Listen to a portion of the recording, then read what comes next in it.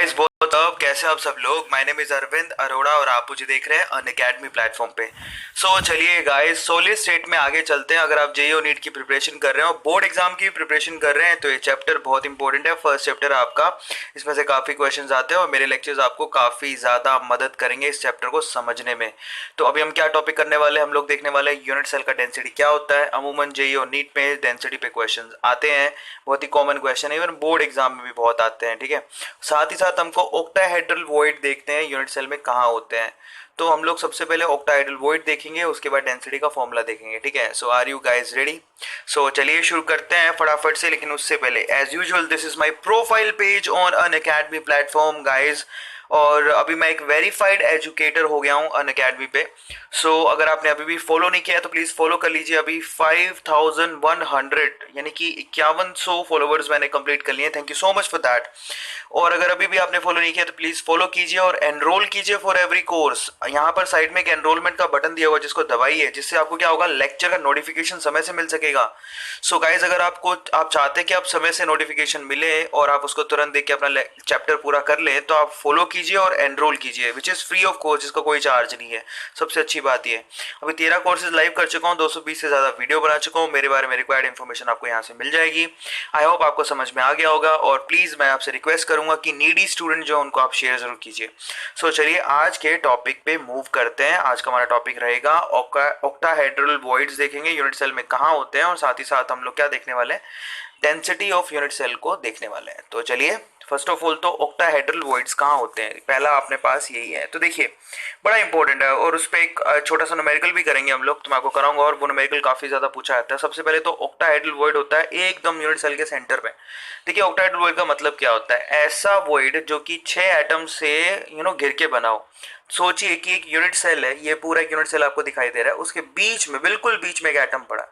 वो 6 ऐसे होगा, देखिए बिल्कुल बीच वाला एटम जो है वो सामने वाला फेस वाला एटम से टच कर रहा होगा, इधर वाले फेस वाले एटम से टच कर रहा होगा।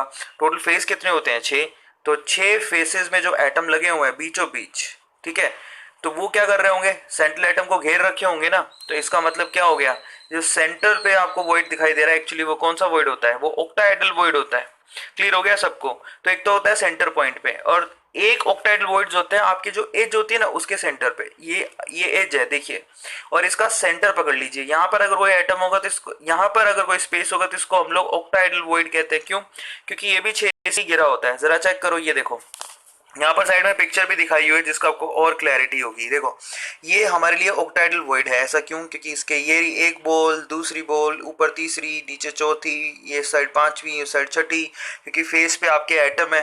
तो ये 6 बॉल्स यहाँ पे भी है, तो इसका मतलब एज वाला भी टोटल 6 एटम से घिरा हुआ होता है। तो इसका मतलब ये जो वॉइड हो गया बेसिकली, वो भी हमारे लिए क्या हो गया, ऑक्टाहेड्रल वॉइड। तो चलिए चेक करते हैं ऑक्टाहेड्रल वॉइड होते कितने हैं, जरा चेक करो। टोटल पूरी यूनिट सेल में एज कितने हैं, जरा चेक करो। गिनो एज। 4 ऊपर है, देखिए 1 2 3 4 दिखाई दे रहे हैं, 4 एज। 4 ही नीचे, 8 हो गए, और 4 ये रहे, 12 हो गए।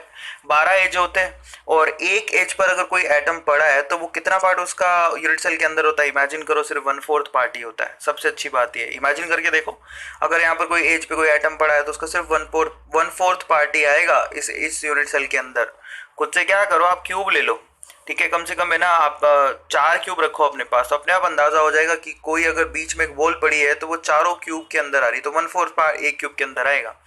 तो यहाँ पर 12 एज होते हैं, 1/4 पार्ट आता है, तो 3 ही हो गए, एक अंदर हो गया, तो टोटल 4 हो गए। तो ऑक्टाहेड्रल वॉइड किसी यूनिट सेल के अंदर 4 ही होते हैं। बहुत इंपॉर्टेंट है, किसी भी यूनिट सेल में, क्यूबिक यूनिट सेल में ऑक्टाहेड्रल वॉइड 4 होते हैं। टेट्राहेड्रल वॉइड कल निकाले थे आपने कितने, बॉडी डायगोनल में, तो बॉडी डायगोनल पे होते हैं, और एक बॉडी डायगोनल पे 2 होते हैं। 4 बॉडी डायगोनल होते हैं तो 8। तो टेट्राहेड्रल वॉइड की बात करें तो 8 होता है, ऑक्टाहेड्रल वॉइड की बात करें तो 4 होते हैं। तब खुद ही सोचिए, अगर ये कौन सी पैकिंग ले रहे हो आप, ये फेस सेंटर्ड पैकिंग है। फेस सेंटर्ड पैकिंग में आप बताइए कि उसकी रैंक कितनी होती है। फेस सेंटर्ड पैकिंग की रैंक होती है 4। अब यहीं से अंदाजा लगाओ, देखो आपकी फेस सेंटर्ड पैकिंग की रैंक होती है 4, ऑक्टाहेड्रल वॉइड होते हैं 4, और टेट्राहेड्रल वॉइड होते हैं 8। क्या अंदाजा लगाते हो इससे? अगर आपका Z इफेक्टिव यानी कि रैंक n है तो टेट्राहेड्रल वॉइड उसके जस्ट डबल होंगे, twice of n। Octahedral void कितने होंगे, n के बराबर। तो फाइनली यहाँ पर कंक्लूजन निकल गया, तो ये बहुत इंपॉर्टेंट है कि अगर किसी क्यूबिक सेल का जो रैंक है एन है तो उसमें tetrahedral void twice of N और ऑक्टाहेड्रल वॉइड एन के इक्वल होंगे, जैसे कि एफसीसी में आपने देखा। ठीक है, तो स्ट्रेट फॉरवर्ड आंसर निकल गया, आपको समझ में आ गया होगा। अब इस पर न्यूमेरिकल कर लेते हैं फटाफट से।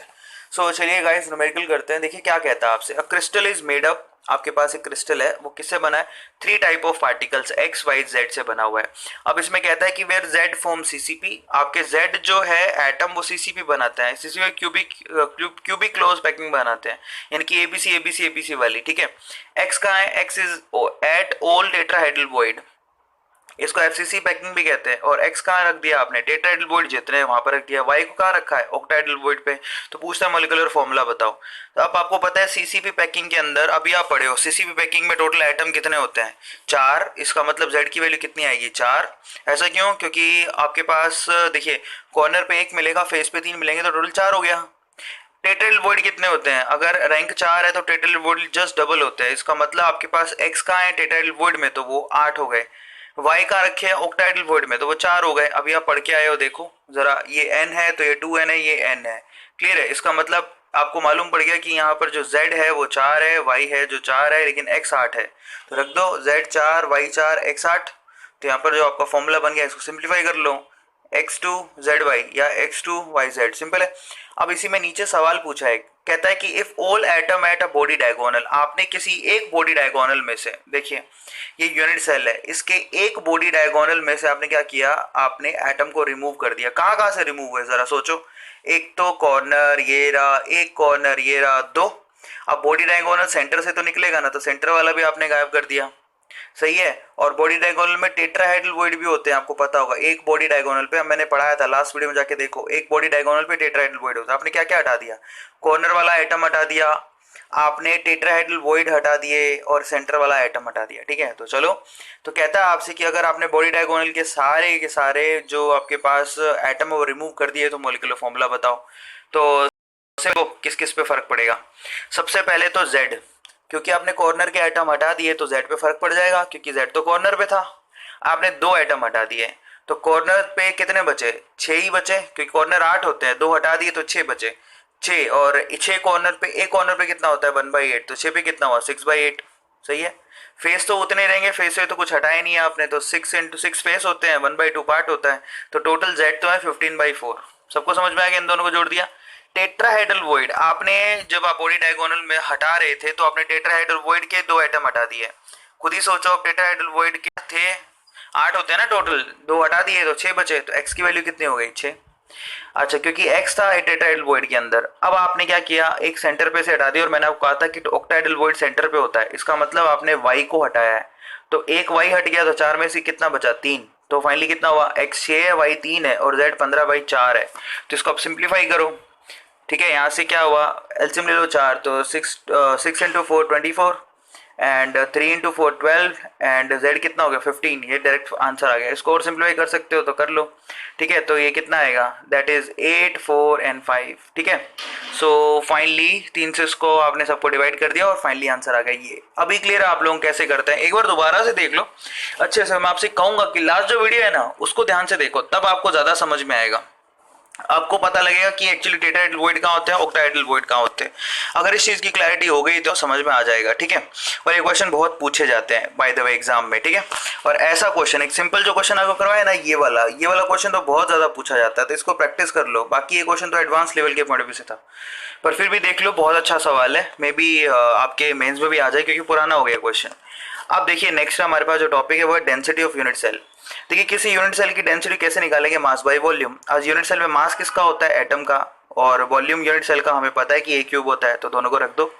आपको एटम जरा देखो, अब आप कोई भी पकड़ लो, ठीक है, कोई भी आप जैसे सिंपल क्यूब में एक ही एटम होता है, फेस सेंटर्ड में 4 एटम होते हैं, बॉडी सेंटर में कितने होते हैं, 3 एटम होते हैं, तो जनरलाइज फॉर्म में बनाते हैं। चलो, तो फाइनली आपको क्या चीज चाहिए, डिपेंड करेगा कि टोटल नंबर ऑफ एटम कितने हैं, तो उसके लिए आपको क्या चाहिए, रैंक, Z चाहिए।